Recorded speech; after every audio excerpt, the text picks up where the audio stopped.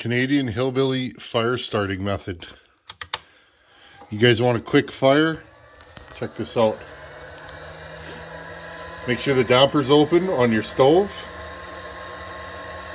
I discovered this by accident one day. I ran out of torch.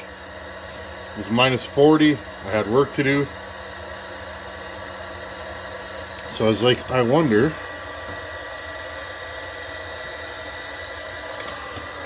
Just gotta get the paper on fire. There we go.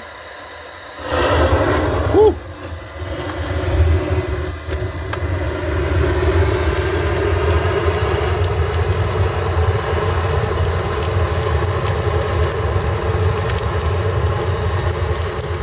The only other method that's better than this is a roast bud.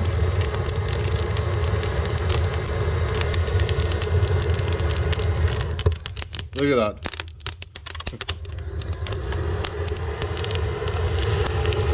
That'll be enough to get the chimney hot, and away you go. So if you guys are in a spot and you got a heat gun, throw some paper and some good kindling in there, and away you go.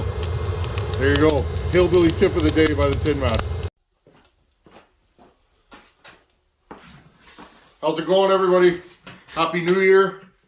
Hope everybody had a great New Year's Eve. Ours was a dull roar. Miss Charlie, she's been doing this thing where she doesn't want to sleep at night, so we were trying to settle her. We finally got her to sleep at about 2, and then she woke up at 5, just giving her. The teeth are starting to come in. Apparently that's new, but that's not new, but early for a child her age. Friends, I know nothing about children. I'm the youngest, second youngest child of my family. I am the youngest child. I have an older brother and an older stepsister. I'm learning though, and let me tell you, it's worth it. Never thought I'd have children or we'd have children, but what an amazing, amazing year. Spent most of it at home, looking after my wife during the pregnancy. What a year. It's been a great year, and I hope next year, it will be. Next year is going to be an amazing year too. Thank you to everybody that gave us kind words and uplifting words while I was off with my wife. It was worth it. I'm so glad we chose to stick the course. And whoever's in charge up there really looked after us this year, and we have a beautiful baby. So it's pretty awesome. Okay, friends. Today's video is one of those videos that this is going to happen. If you build saws, if you port saws, you're going to blow saws up sometimes. You're going to have weird stuff happen. And again, that's why I don't take a ton of work, because I work on old saws, and the old stuff, you got to put your heart and soul into it. And sometimes they can give you trouble. Even that 590, a new saw, can give you trouble. So here's the preface, friends. This video, am I glad that I double, triple check everything before I put a saw in a box? I go over it. I'll take it apart partially sometimes just to make sure everything's good. Here is Hogan's saw, and it is disassembled. And I literally fired it up one last time. It had a little bit of fuel left in the tank. This is the tank that's leaking. I was going to swap the tank. It was yet another problem on the list of issues I had with this saw. But again, no problem. I'm going through them one at a time. I'm going to make this saw right before it leaves the door. So friends, here's the piston on a Hogan saw. I took the pipe off. Took the pipe off just to make sure everything's good. I wanted to replace the gasket behind the flange. It was leaking a little bit at the bottom.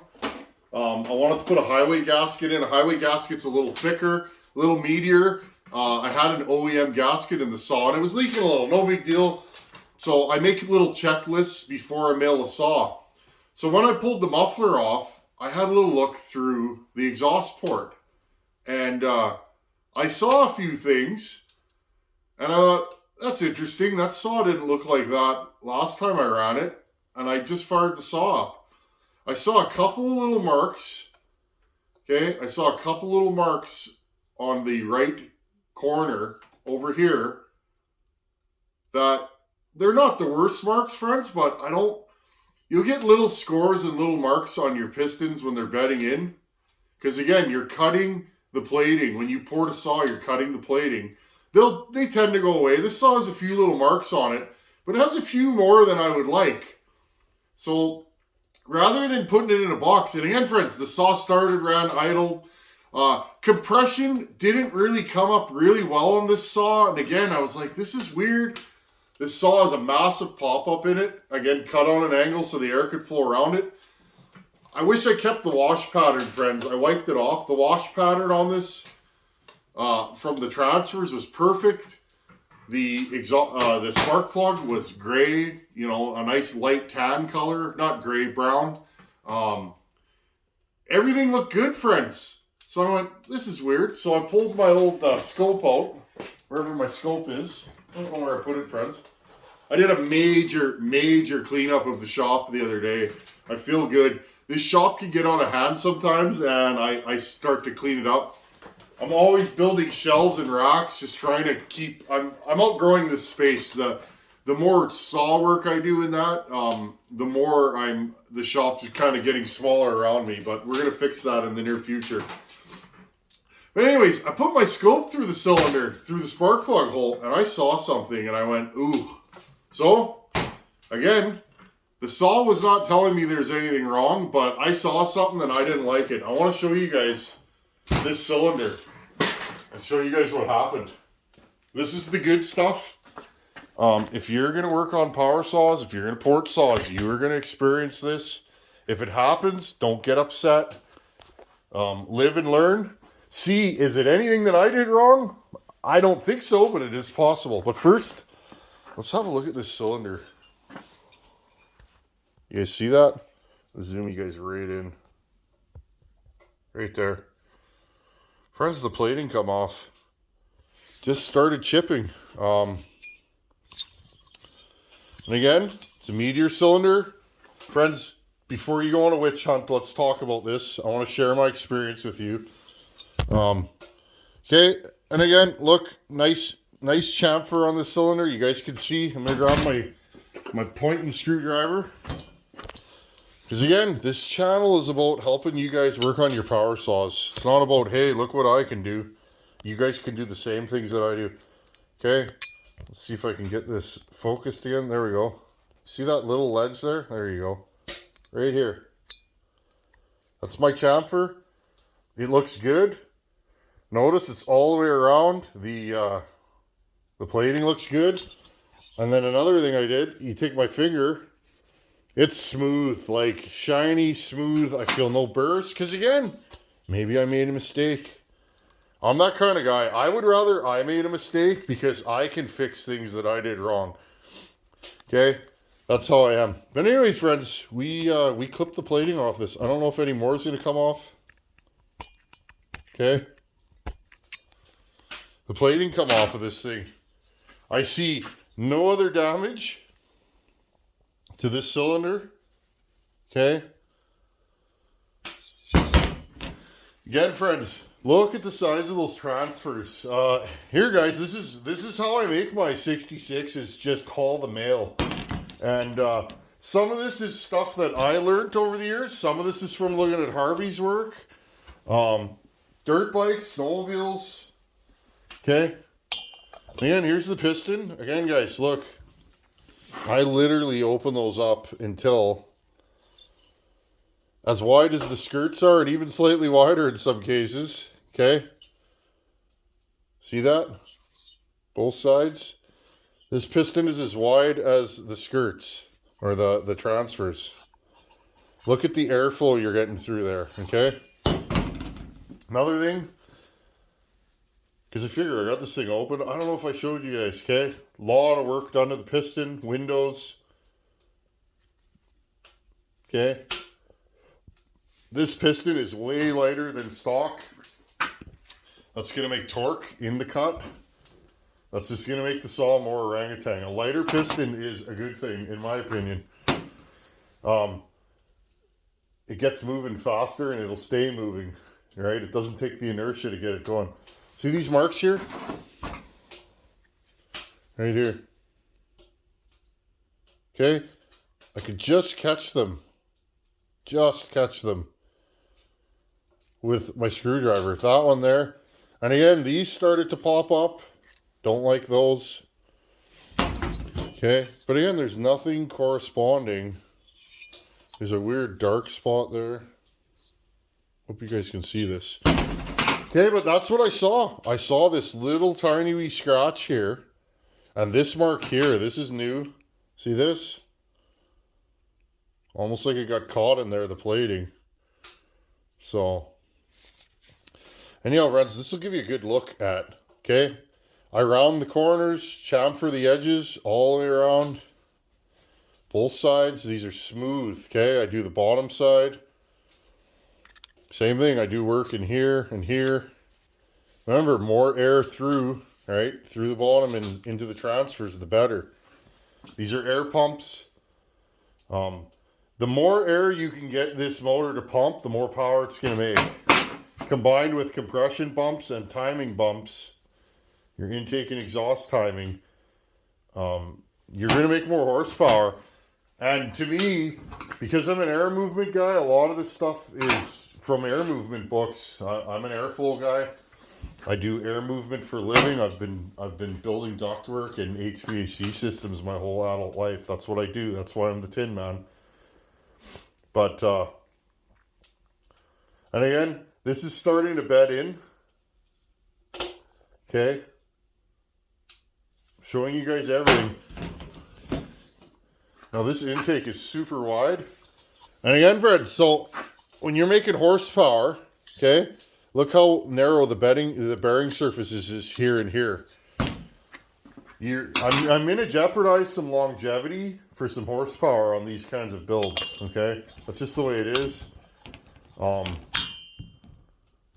It is what it is, right? We're making power here. If we wanted stock longevity, we would leave them stock, wouldn't we? I would, but I built this to be a good, reliable saw. Hopefully get a couple years of, daily use out of it. But anyways, that's what happened, friends. I'll scrutinize my own work. I don't think it's anything I did, but again, maybe my chamfer was no good and we hooked a ring on there.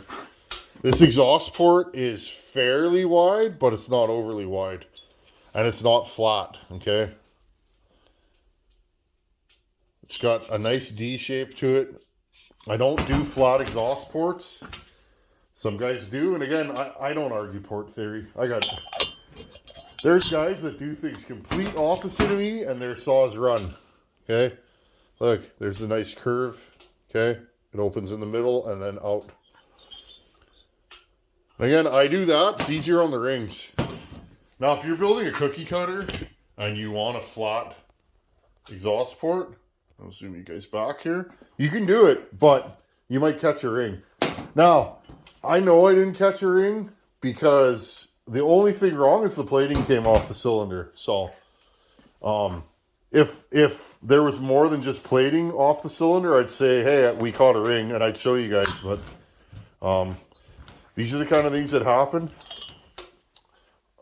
I don't think I'm going to reuse this piston. I could. It's got some wear on it and some marks. And again, this saw, I don't know how many tanks. I think I have 6 tanks on this saw right now, maybe 7.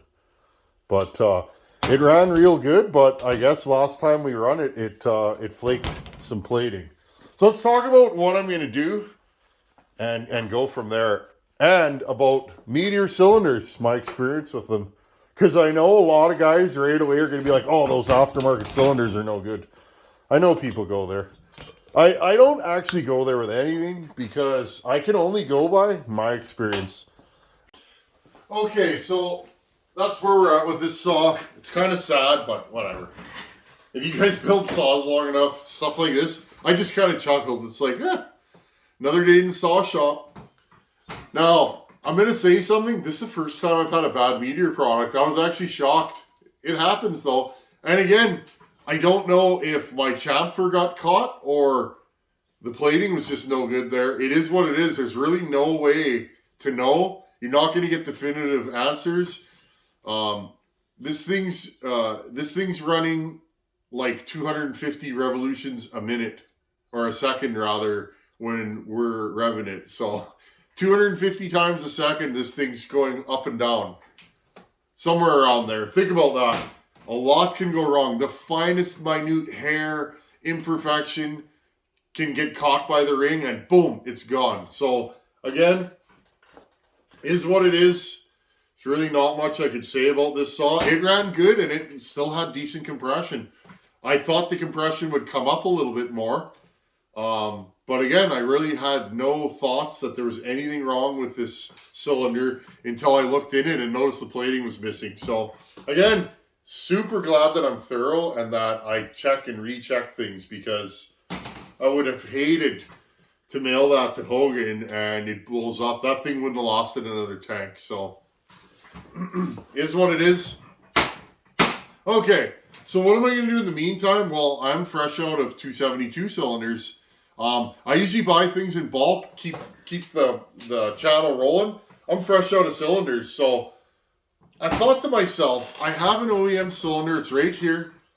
This cylinder I ported like 2 or 3 years ago on my 272. I was never really happy with the work I did to that saw. What didn't I like about it? It lacked some pull in the cut. It revved up kind of lazy, and a few issues like that. It made good low and mid-range power up top. So what do I think I did wrong? Well, my intake's too big on this saw. It really is. Just not happy with it. In fact, since we're all friends here, right? Let's scrutinize my work. This is a 3-year-old cylinder. This is one of my early 266 builds, 272. Let's talk trash about the Tin Man's work. You guys, I'll never talk trash about anybody else's work. Can't do it. You'll never see me do it. In fact, when I don't know. I guess, friends, I used to be not nice. I really did. I wasn't nice when I was young. You guys can see the tattoos. I was the way I look. I know the way I look, and I was mean. Now, as I get older, I have a daughter. You know, I'm married.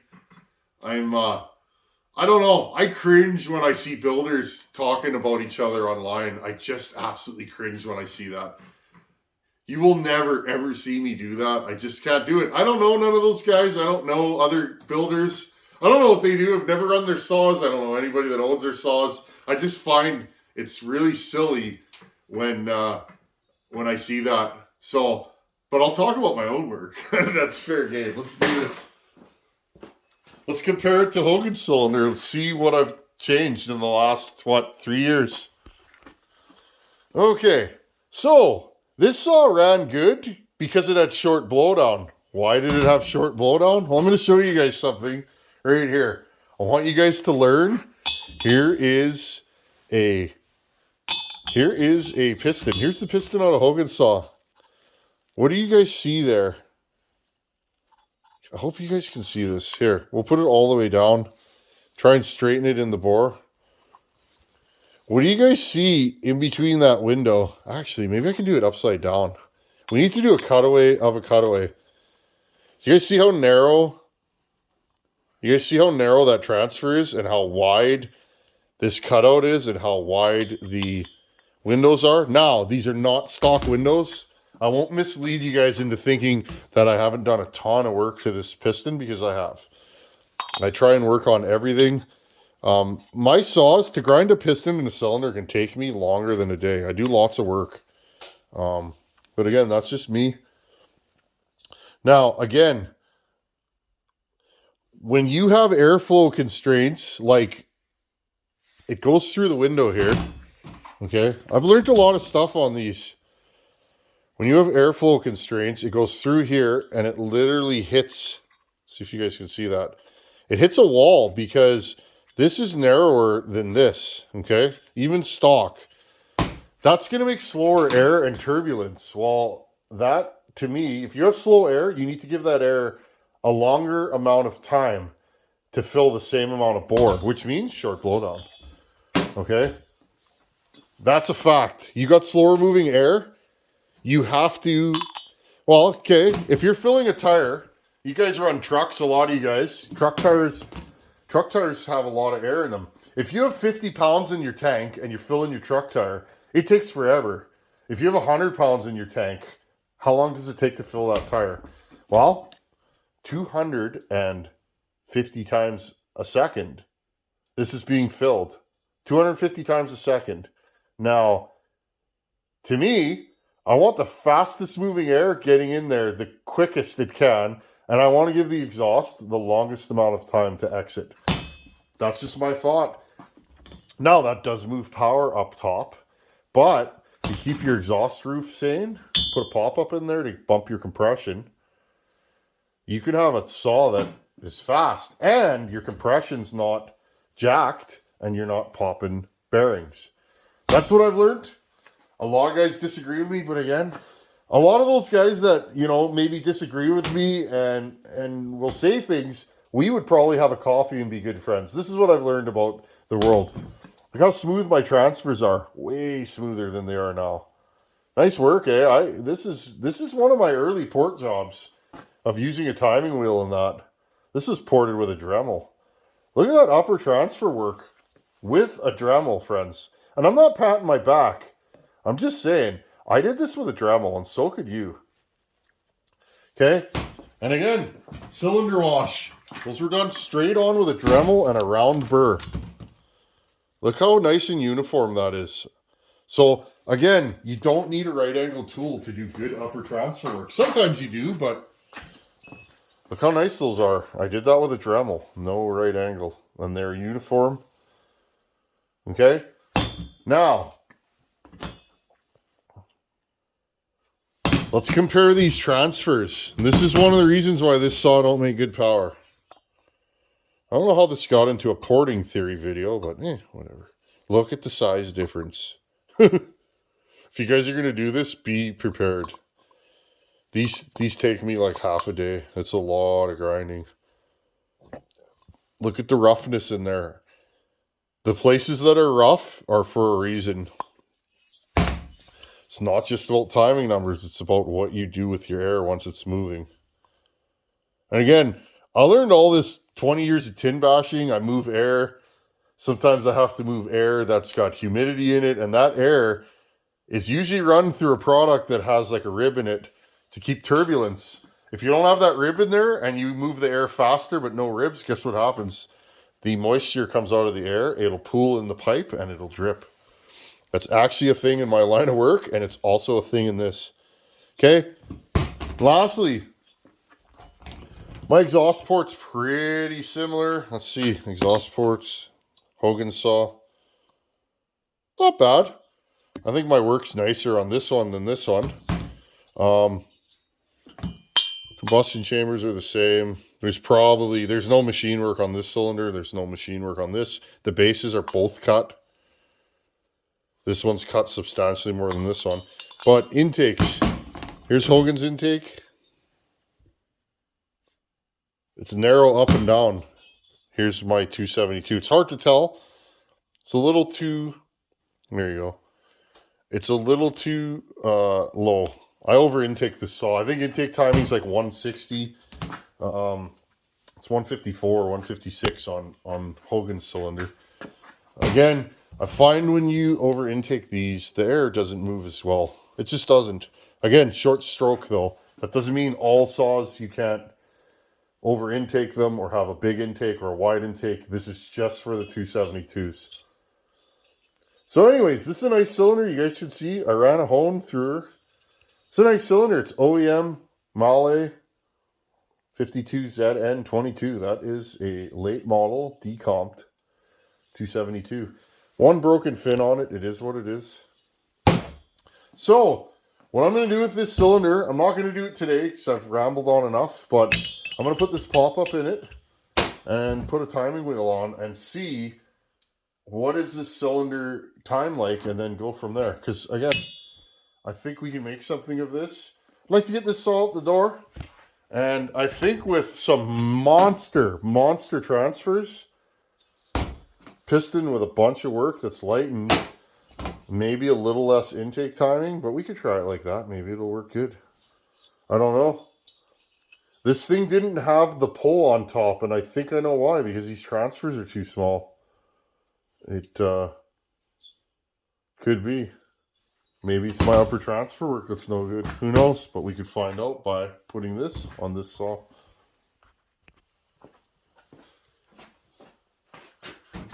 Anyhow, everybody out there in YouTube land, I don't know how this turned into a port theory, but again, this work's not horrible.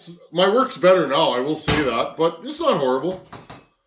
I've learned a lot. I didn't know as much when I did this as I do this, but how many of these have I ported from this one to this one? I don't know. 12, 15 cylinders, maybe more, maybe 20. I don't know. I've ported a lot of 66 cylinders on and off camera since I did this one. So, what are the drawbacks to... What's going on here? Oh. What are the drawbacks to transfers this wide? Well, if you cut them too wide, your piston's going to be unsupported. Couple that with a wide intake, you're going to have increased intake wear on your piston. Other than that, and increased case capacity, which means less on the bottom and more on the top. Now, I find the way to counteract that in these saws is keep your intake timing sane and small. You don't want your intake to be too large, or, again, you're filling a large bore and you can create problems. And again, that's just my opinion. I have made all the mistakes I can make with these. But again, I'm still chasing the perfect 266 build. We're going to get there. Anyhow, friends, if you grind on stuff, you're going to blow stuff up. Another day in the saw shop. Thanks for watching. Take her easy. Later. And keep porting. And if you blow stuff up, just pour it again. That's the life of a saw builder. Later.